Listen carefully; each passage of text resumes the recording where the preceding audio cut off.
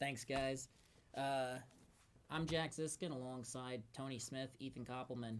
And Tony, it looks like you and I were right, and Ethan, it looks like you were very, very wrong. Yeah. The New York Mets are cooking right now, and the road to the playoffs runs through Atlanta.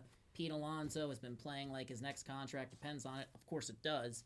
And Luis Angel Acuna, the former Syracuse Met, well, he's looking to end the season of his brother's team, the Atlanta Braves, this week, and he's got a pretty good chance to do it. And now we're going to go to Tony because we got some stuff on the Tigers, another team that you kind of bashed. And I can see, Tony, you got rid of your Tigers hat. It looks like a. Well, I got to throw a little under the bus. So, I am a Tigers fan, but also you can't lie at the numbers. Because Ethan, you were wrong. We got this big L. The Tigers went and swept Kansas City. They won 4-6 against Baltimore, and they pretty much have solidified themselves into the playoffs.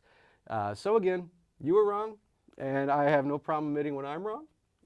But this time it was you. And moving on to what we got going on into the Cy Young, we'll talk about that a little bit. But first, what do you have to say on it, Jack?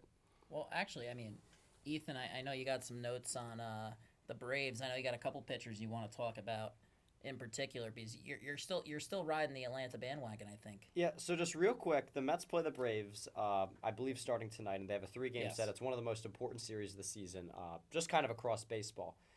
The Braves need to win 2 of 3, and I think they have what it takes to do it. They have their best 3 starting pitchers going up these next 3 games. One of them, they got another Spencer Schwellenbach, who has really come into his own, especially the second half of the season. He has an ERA just around 3 after the All-Star break. So I think Atlanta, they line up their great starting pitching. Even with all the injuries, they still got a good lineup.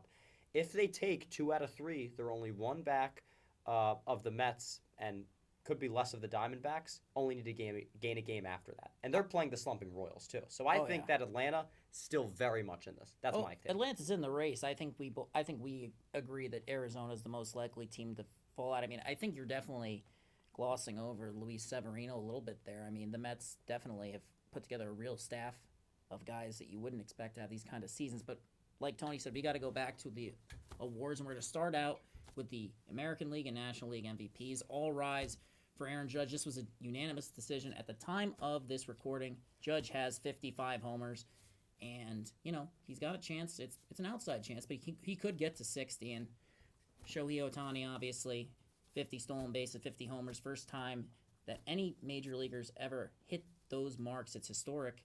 And all I'll say is this National League MVP award coming his way is very well earned. Yeah, and you can't argue. When it comes to the MVP, it's a Judge and Ohtani. And, when we refer to Aaron Judge as being the best player in the game right now in the American League, the best bat in the league, he's probably got the best advice of who the best pitcher is in the league. And we can go as far back as Williamsport at the Little League the Little League World Series. Invitational. The Little League Classic, excuse me. The Little League Classic when the Tigers and Yankees faced off against each other. Following the game, Aaron Judge came out and said that Tarek Skubal is the best pitcher in the game right now. And when the best batter is saying he's the best pitcher in the game, it doesn't matter what the numbers are.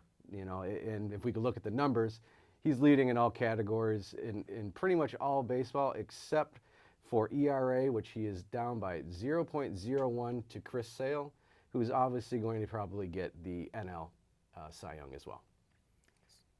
Yeah, sounds like we got our AL and NL Cy Young winners here, but Ethan, there's a bit of a disagreement on Rookie of the Year. Yeah, so all 3 of us talked a little bit before the show. I know you guys think Colton Cowser is the guy. I want to make my case for Luis Gil.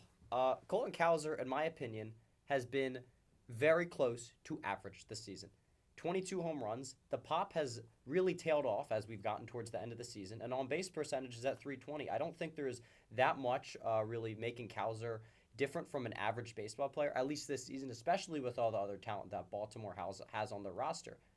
Luis Gil, on the other hand, a 26-year-old rookie, what an incredible story, has pitched to an ERA near 3 the entirety of the season. There have been ups, there have been downs, but he has maintained a very good record throughout the whole season. And being the number 2 starter on a New York Yankees rotation, a team that is poised to make a deep playoff run, I think that is much more meaningful. Luis Gil is my pick. It's a fair pick. I am a little worried, at least in terms of heel, where I kind of think that that midseason slump will cost them. But let's go on the NL. I think we all agree on Paul Skeens, right? I don't think anybody's going to be pushing back on that. I agree. Skeens has been incredible. Yeah, He's a joy to watch. He really is a joy to watch. And speaking of joys to watch, we're going to now head over to Ellie and Leo with a breaking news story in the NBA once again. Tony Smith, Ethan Koppelman, I'm Jack Siskin. Now to Ellie and Leo.